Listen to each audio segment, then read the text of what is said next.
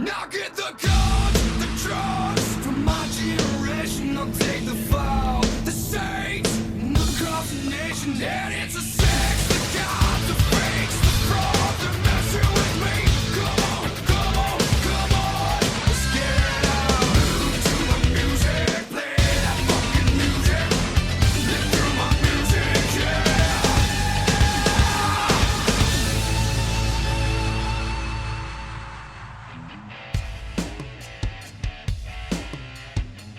Welcome back to Reliving the War. We're now at episode 29. It's the 22nd of April 1996.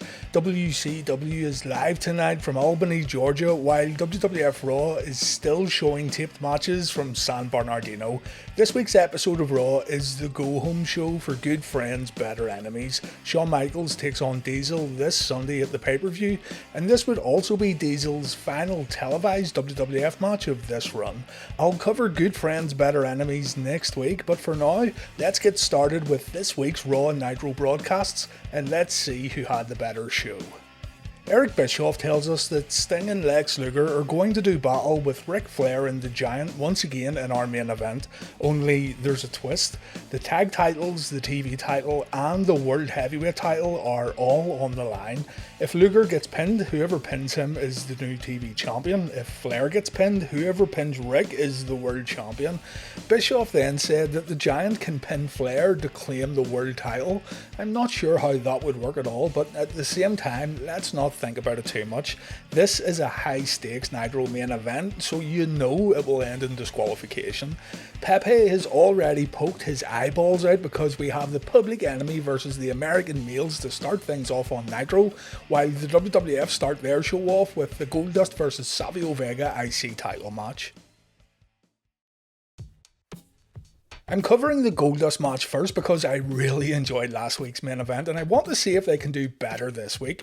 We get a recap of what happened last week with the IC title getting vacated, and we get a brief backstage interview with Savio Vega where Vega's Spanish seems to confuse Jerry Lawler and Vince McMahon. Savio makes his entrance, and as soon as the bell rings, Vega and Goldust begin throwing wild punches at each other. Savio takes the early advantage with a clothesline. Goldust takes a nice inside out bump here. Goldust begins walking back up the entranceway, but Savio stops him with another one of those nice side kicks. The action gets back inside and Goldust nails Vega with a grounded punch. Goldust then kisses Savio in the corner. Savio fires up a little, but Goldust hits a low blow which the referee did not see. There's a real bad edit job here. Even the commentary gets briefly cut off as the cameras go from Marlena and then back to the ring. We've definitely missed a portion of the match as Goldust begins focusing on Savio's leg. Vega hits an enziguri before we go to break, and when we come back, Goldust is still focusing on Savio's leg. Goldust stays on the offense, and credit to Vega here, he's selling it well. Savio finds himself in a modified camel clutch. The Ultimate Warrior makes an appearance via split screen, and the Warrior says he's going to, quote, bust a hole in your house, my. And Warrior also says he's going to make Goldust squeal like a pig. So Warrior is busting holes and making people squeal.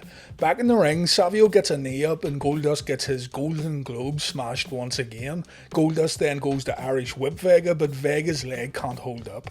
Extremely simple, yet extremely effective selling here. Goldust hits a leg drop, but Savio kicks out at 2. Goldust then tries to ram Savio's leg into the ring post, but Savio fights back. Goldust gets his head drilled into the post, and then we see Stone Cold Steve Austin and Ted DiBiase making their way down to the ring. Savio begins firing up as we go for another commercial break. Goldust is back in control when we come back. Goldust goes for the curtain call, but Savio reverses with a spinning back kick. Savio only gets a 2 count.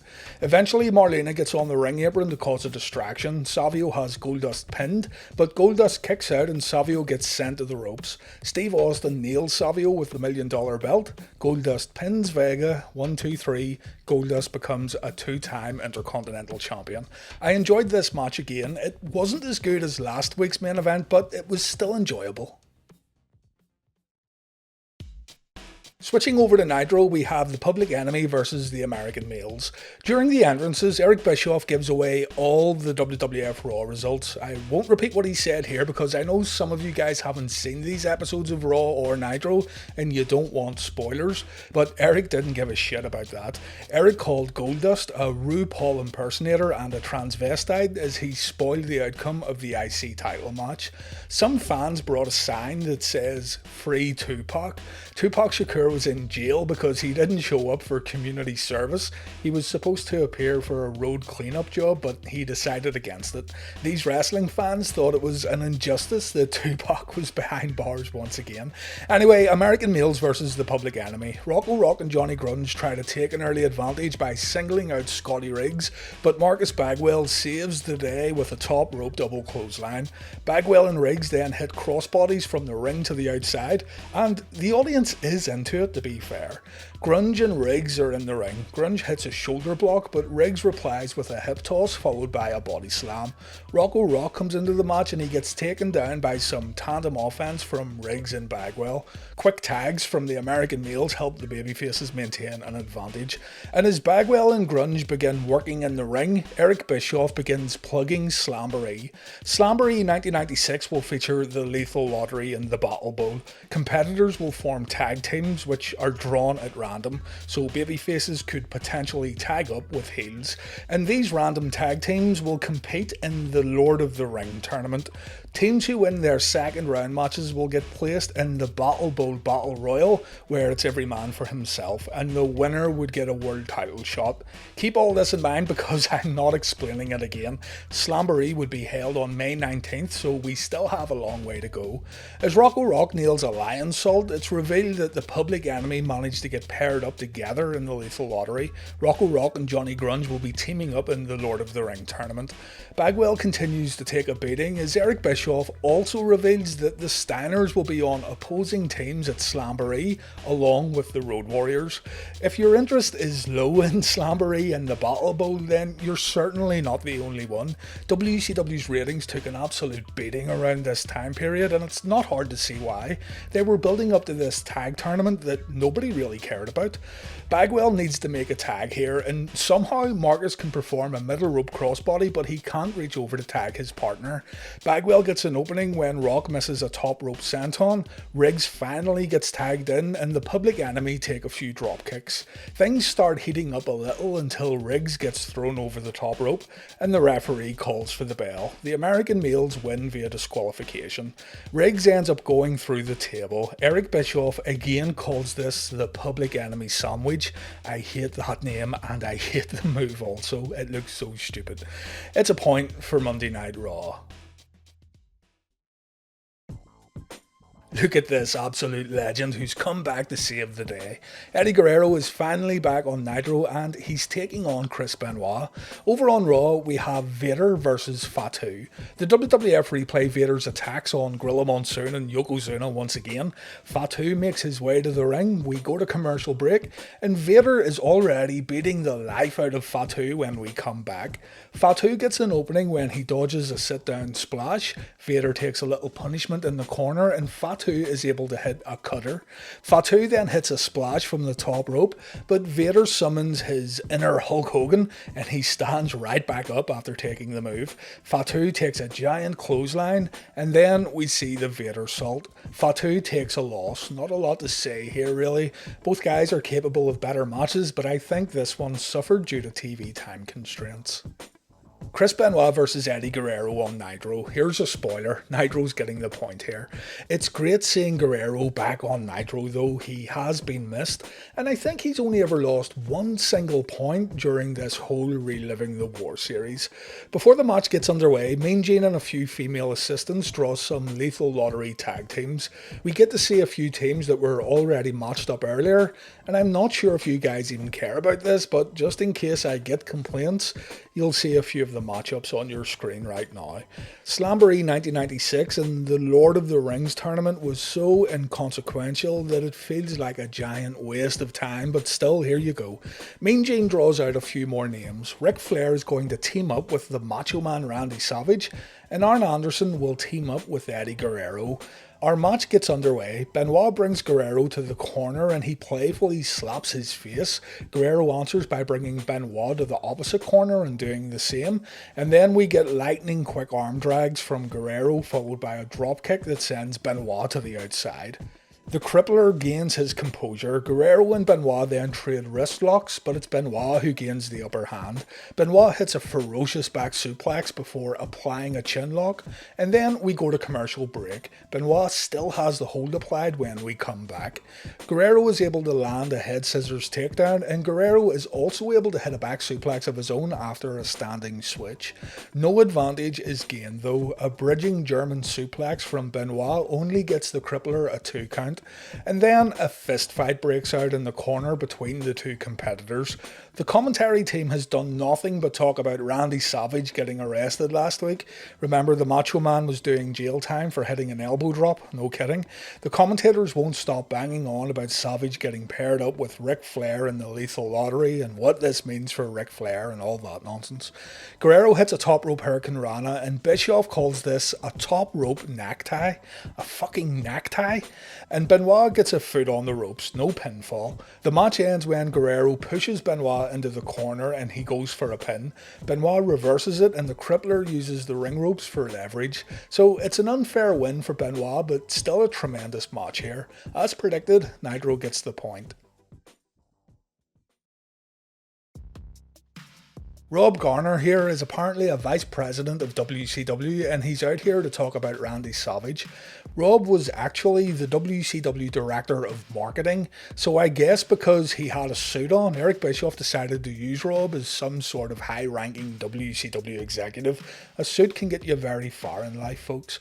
Rob is here to talk about Randy Savage getting thrown in jail for delivering the elbow. Savage comes out. Rob says there will be ramifications for Savage's actions, but come on. Randy just stayed in a jail cell for hitting his finishing move. I think Randy has done his time. Savage says that the suits at WCW City Hall are getting a little ahead of themselves. Savage will be the tag team partner from Hell at Slamboree, and Randy also threatens to blow up City Hall if these office types don't stay out of his way. Garner tells Savage he needs to get professional help in the form of a psychiatrist. Randy says no, it's Garner who needs a psychiatrist, and Randy threatens to slap Garner before the short segment ends. Our next matches then are Jim Duggan versus Meng on Nitro, and over on Raw we have the Godwins versus Yoshihiro Tajira. Yes, it's that Tajiri. And Tim Patterson. Yes, it's that Tim Patterson. Just kidding, I have no idea who this is. Before the Raw match gets underway, we see clips from the WWF's tour of Germany. Bret Hart was in action, Owen Hart made an appearance, Shawn Michaels was there with Dad's click camera, and fun times were had by all. Sunny and the Body Donnas appear at the start of the match via split screen, and Sunny says she has a surprise in store for the Hog Farmers.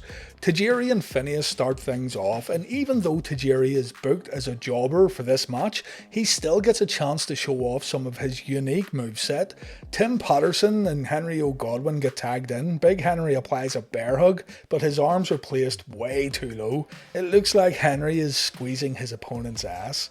Sunny comes out, she taunts Hillbilly Jim with the tag team titles, and Jim ends up chasing Sunny to the back.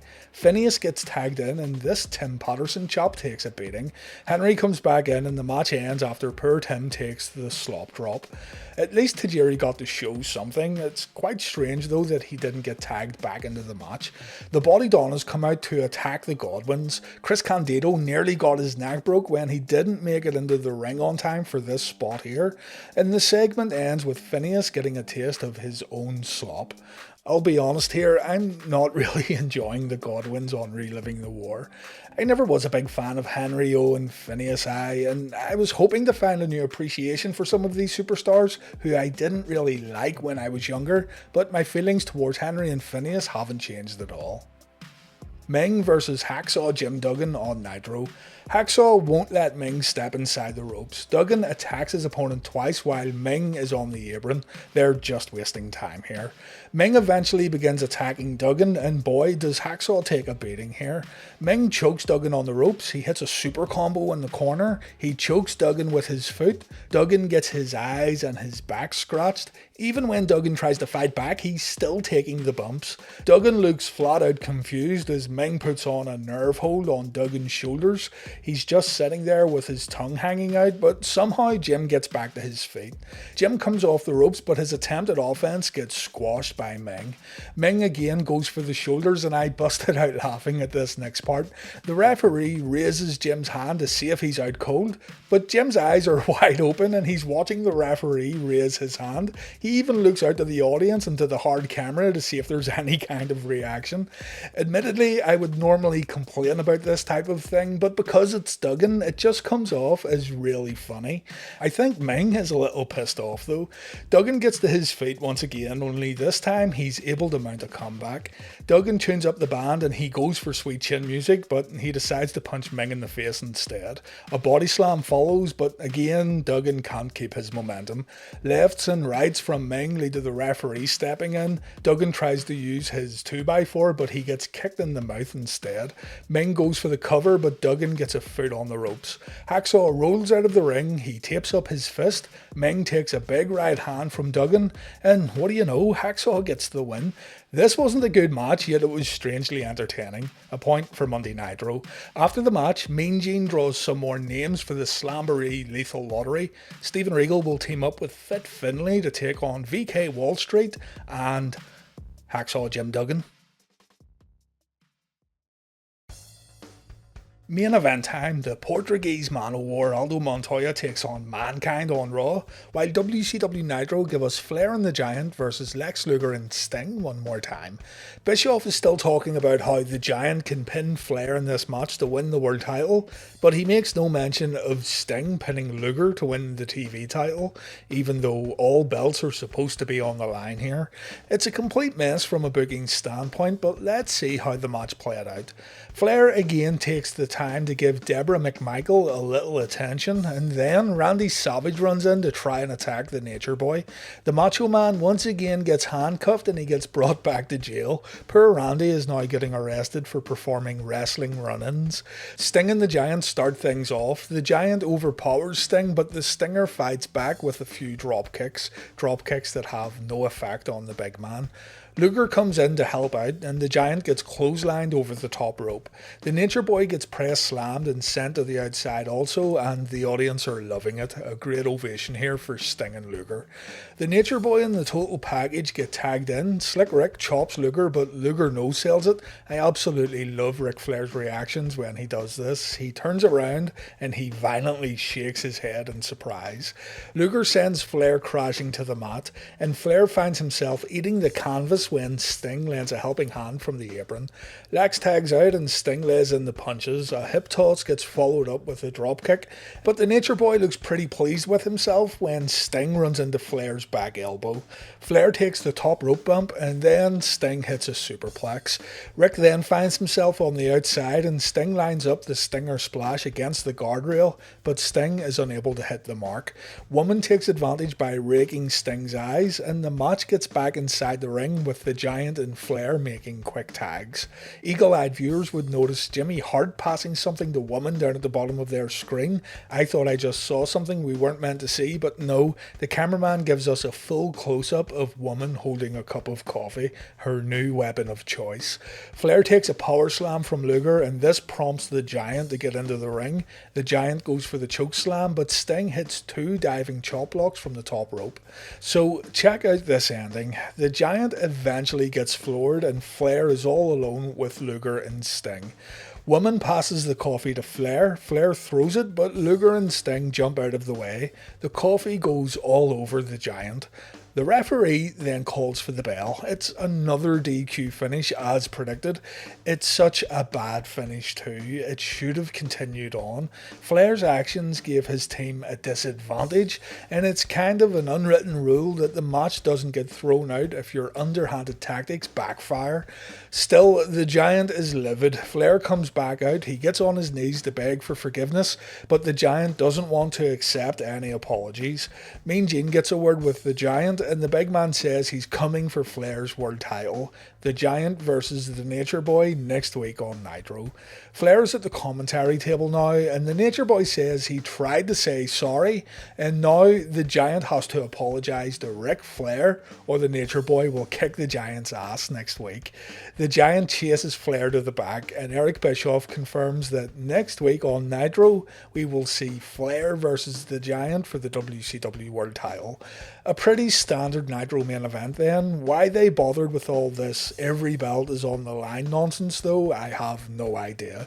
It meant absolutely nothing, and it led to absolutely nothing. The WWF show clips from 3 weeks ago as Mankind makes his way to the ring. We see clips of Foley attacking The Undertaker once again as the WWF continues to push Mankind. Montoya starts off with a dropkick and Mankind doesn't try to defend himself. Foley absorbs the punishment and Montoya ends up on the receiving end of a few kicks to the head. Mankind brings Aldo to the corner. A series of punches gets followed up with Mankind ripping out his own hair. And then Montoya takes a running knee. Foley attacks Aldo on the outside as Raw takes its final commercial break. We come back to see Montoya fighting back. A dropkick in the corner doesn't floor Mankind, but Montoya goes upstairs anyway. The aerial offense gets stopped with a swift punch to the mouth from Mankind. Montoya gets set up in the Tree of Woe and Mankind follows up with a forearm smash.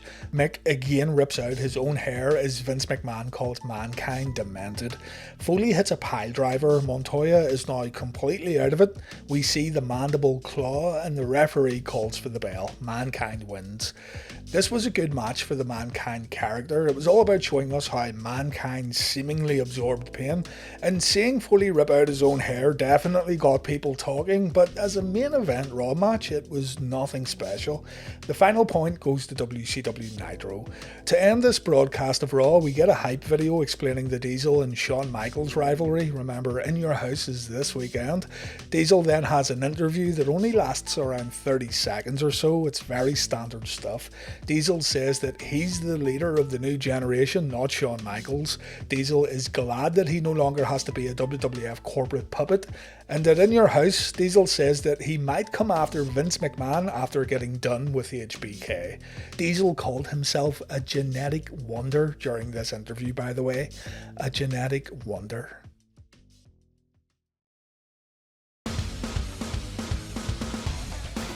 Savio Vega and Goldust managed to pull it out of the bag 2 weeks in a row.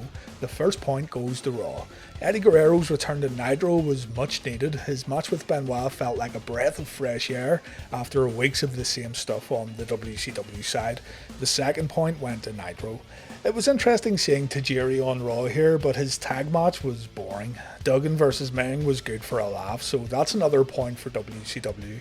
And finally, the tag team main event on Nitro had the most nonsensical stipulations, but it still felt much more like a main event than Aldo Montoya versus Mankind.